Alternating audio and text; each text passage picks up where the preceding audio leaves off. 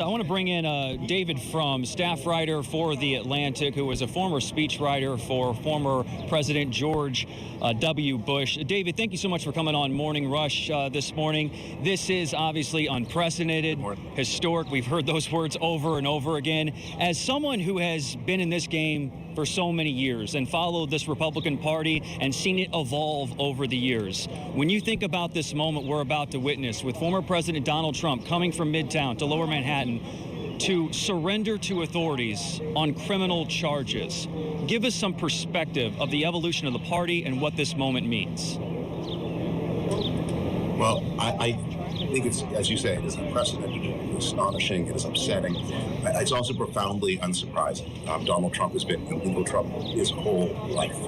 He's been accused of all kinds of frauds. And in 2016, his Republican primary opponents, like then Senator Ted Cruz, then an opponent, predicted that if Donald Trump became the Republican nominee, he would admire the party in all of these legal and criminal troubles. So no surprise there, as shocking as it is.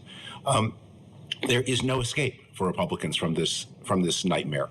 What we are seeing, the immediate political effect has been that the Republican Party is rallying to Trump.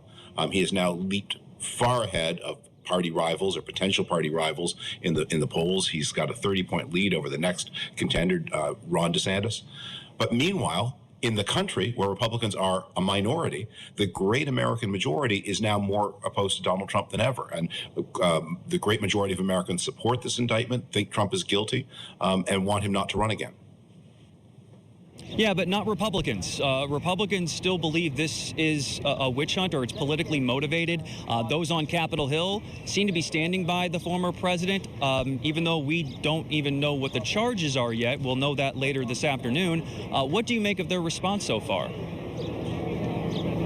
Well, the key fact to keep in mind about all of these, this is the fundamental fact, and everyone needs to keep this in mind, is that the country is intensely polarized over Donald Trump, but it is not evenly polarized over Donald Trump.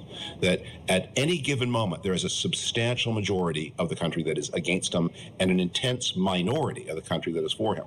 And so that minority has forced many Republicans who don't like him and wish he were gone. Most of the leadership of the Republican Party wishes he were gone, but they have to pretend to like him because that's where their rank and file are.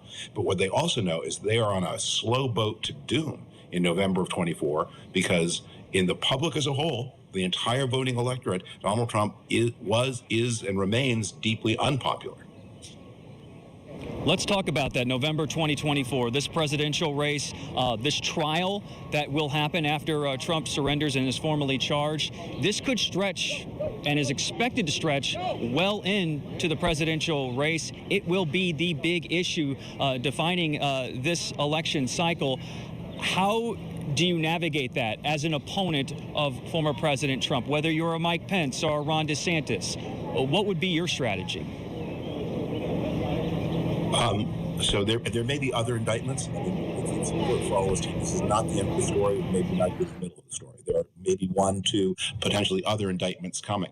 By November of 2024, there may be trials. There may be convictions. If Donald Trump is convicted of a felony, he loses his voting rights in Florida. So you could have a nominee for president who is legally forbidden to vote for himself. His Republican Party rivals are basically letting Trump punch them in the face and hoping that his arm gets sore from punching in the face. I mean, that if you want to beat Trump as a Republican, at some point you have to contest him. But what it looks like is going to happen is he's going to walk into the Republican nomination virtually uncontested, nobody raising even the faintest objection to him. And then he's going to face Joe Biden, who will run against him as an indicted or maybe even possibly convicted criminal. So fascinating to watch this all unfold. David Frum, staff writer for The Atlantic. We really appreciate you coming on and sharing your perspective, sir. Thank you very much. Bye-bye.